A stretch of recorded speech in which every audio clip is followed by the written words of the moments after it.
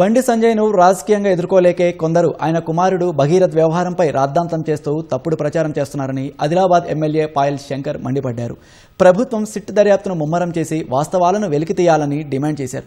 కొన్ని రాజకీయ పార్టీలు బీజేపీ ప్రతిష్టతను దిగజార్చేందుకు కుట్ర చేస్తున్నాయని ఆరోపించారు. విచారణ పూర్తి కాకముందే తప్పుడు ప్రచారం చేస్తున్నారని దుయ్యబట్టారు.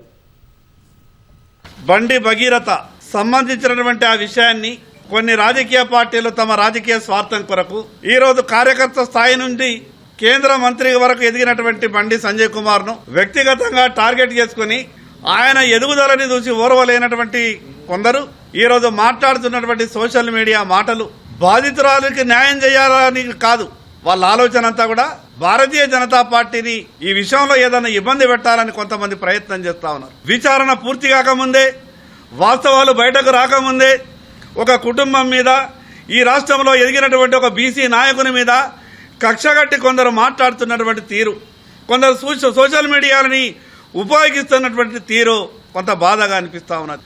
అంటే ఉద్దేశపూర్వకంగా ఒక పక్క సిట్ వేసింది ప్రభుత్వం, ఈ ప్రభుత్వం సిట్ వేసిన తర్వాత వాస్తవాలు బయటకు రావాలా, కానీ వాస్తవాలు బయటకు రాకముందే రకరకాలుగా ఊహాగానాల చర్చలు పెట్టి ఆ రకంగా ఇబ్బంది పెట్టే ప్రయత్నం చేస్తూ ఉన్నారు.